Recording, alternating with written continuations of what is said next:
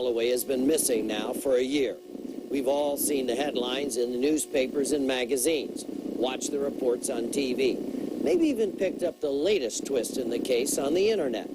For some, the media blitz turned a human tragedy into just another soundbite. But for Natalee's friends and family, the drumbeat of news had a very different effect. Rick Siegel asked some of the people who know her best how they've coped with a year of sorrow.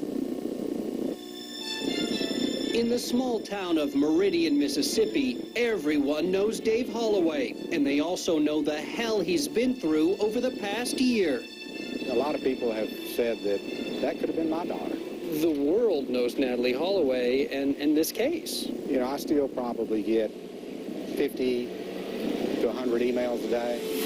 While Natalee Holloway's story has played out in the international media, emotional interviews with her mother, Beth Twitty, have come to symbolize the family's anguish. I think it's the dishonesty that has been coming out of that island since May 31st. Dave Holloway mostly stayed in the background, while his ex-wife became the public voice for their tragedy.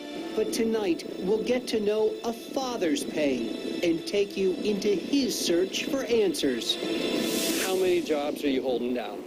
At least 3. What are those? Well, my job as an insurance agent, and then my job as, a father and a parent, and then the third job is trying to figure out what happened in Aruba. Tonight, he's getting some new help in that search.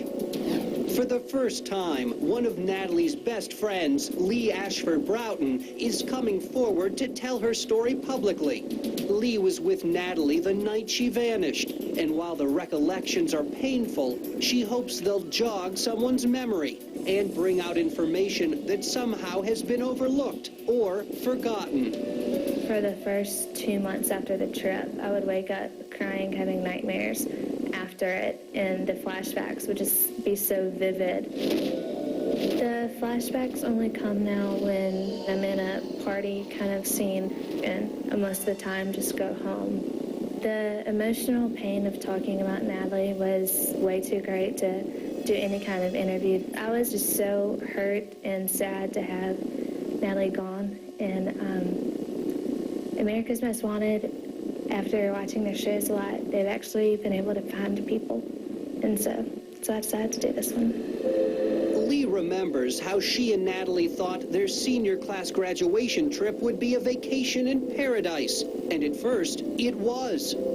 Arriving into Aruba, we were all very excited, away from home on this gorgeous island, and I was with Natalee most of the time. We got the impression it was a very safe island, that we just thought that everyone we met was a friendly, good person, and the majority were.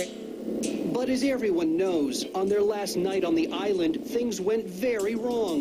Lee, Natalee, and their friends went dancing at a popular night spot. A local teenager, Joran Vandersloot, also showed up. Lee and Natalee had met him earlier that day at a casino. I know for a fact that Natalee had never met him. Prior to that, there was a lot of talk about that, but she had not. We thought he was a very nice young man. We had a very good impression of him, and so we asked him if he was going out that night. But at closing time, Lee went back to their hotel room at the Holiday Inn and went straight to bed. She had no idea that Natalee had left in a car with Joran and 2 of his friends. The next morning, Lee discovered that Natalee's bed had never been slept in. We immediately just assumed that she had slept in the bed with one of our other girlfriends, and so we got on the phone and started dialing people's rooms, and everyone kept on saying, we thought that she was with so-and-so. Lee began to panic when she discovered Natalee wasn't with any of their friends. I just felt really nauseous and immediately started bawling when I had to go and tell the police that were in the hotel description of Natalee and what we had been doing. That's when I started to get really, really worried. May 30th, 2005, I was sitting in the back patio enjoying Memorial Day weekend, and you get that dreadful call. And so Dave Holloway's ordeal began. The story, every twist and turn of it, filled the airwaves. Reliable information seemed impossible to come by, and Dave seesawed from one emotional extreme to another. We had heard rumors through some of the leaks in the police department that Yoren had confessed and was leading the police to where Natalee's body was located. But the next day, The Reuben spokesperson said, well, no, this is not a homicide investigation. We still think she's alive. You did that roller coaster up high, down low, time and time again. Exactly. What's going on inside you during this roller coaster ride? Your heart's up in your throat, and you're in total panic, and you're just almost non-functional. It's hard to go through. Dave couldn't just sit by and wait for answers that never came, so he went looking for them. We joined him in Aruba last October as he was getting ready to watch an American volunteer group, Texas Equisearch, begin searching the waters there for Natalee's remains. Aruba's Deputy Police Commissioner, Gerald Dompig, told us exactly where to look. Everybody who knows the waters here says you have to go further than 500 meters out.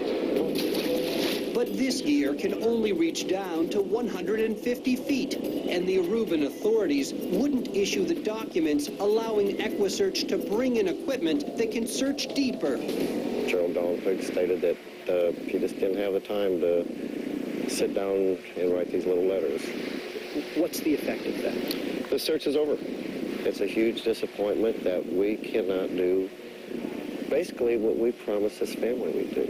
Everything just stopped, and we just got kind of stonewalled. Month after month, setback after setback, but Dave Holloway would not, could not give in to despair. Neither could we. But we wondered, what could we do to help Dave and the rest of Natalee's family that hasn't already been done? Okay. Loped.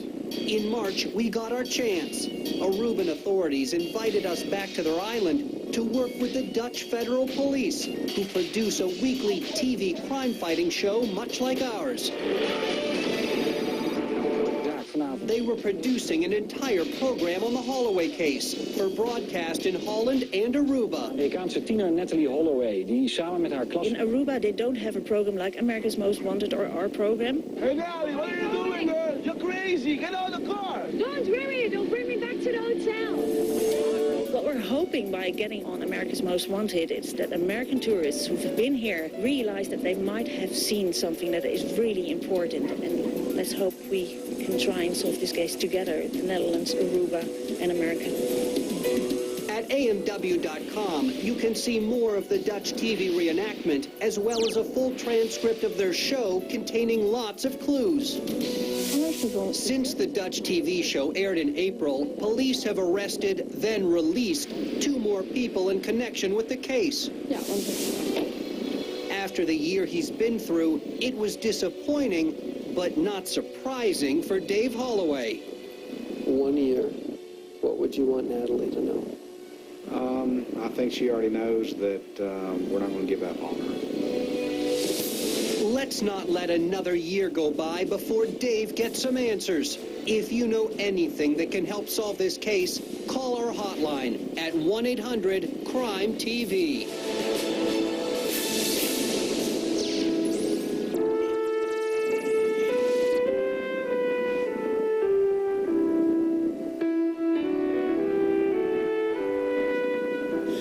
Arizona police officer Robert Targis died when an accused drunk driver ran through a red light and struck his patrol motorcycle. Officer Targis had dedicated his career to combating drunk drivers. In his 12 years on the force, he made more than 1,000 DUI arrests. He leaves behind his wife.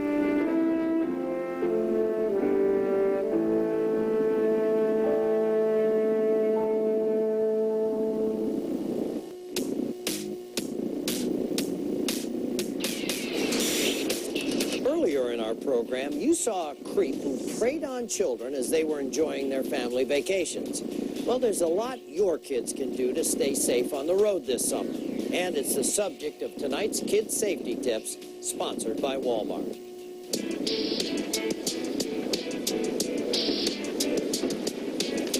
Whoa, I bet they have a pool.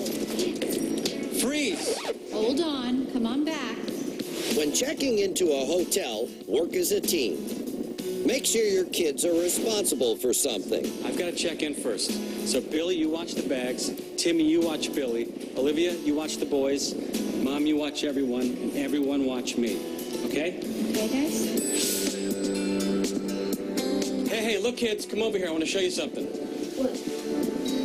It's the emergency plan. And as soon as you arrive, go over an escape plan in case of a fire or other emergencies. Okay, kids, what do you want to do now? I want to go to the White House. No way, we're going to the Air and Space Museum. Can I take a nap? Okay, everybody, slow down. I have a list. Parents, create an itinerary so you not only get all the fun stuff in, but you keep track of where everyone is supposed to be. So what do you guys want to do next? I want to go see the Lincoln Memorial. I want to get some ice. Oh, hold on, both of you. Parents, whether your kids are running off to see the sights or getting ice cream, don't let them go alone. Divide and conquer. Come here. Come on. This is what we're going to do. I'll go take Timmy to get the ice cream. You go to the Lincoln Memorial, and then I'll go check on Olivia. And we'll meet right there. Okay, that sounds great. Okay. All right. Come on, Timmy.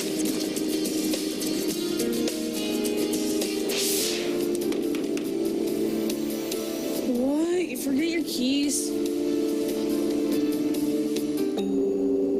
Tell your kids to never answer a hotel room door without first checking to see who's on the other side. Who is it? Maintenance. If the person claims to work for the hotel, tell your child to call the front desk. Hello. See if someone is scheduled to come by. Can you come back later? Sure, that's fine, man. Hey, there they are. Hey, everybody, come over here. Look, we're going to see a lot of things today, go to a lot of different places. If anybody gets lost, this is our meeting spot. Parents, always have a meeting place everyone knows about in case you get separated from your kids. Right here, sir. Remember, summer vacation should be fun and relaxing, but it takes a little bit of hard work to make them safe. I hope every one of you gets to take some time off with your family this summer.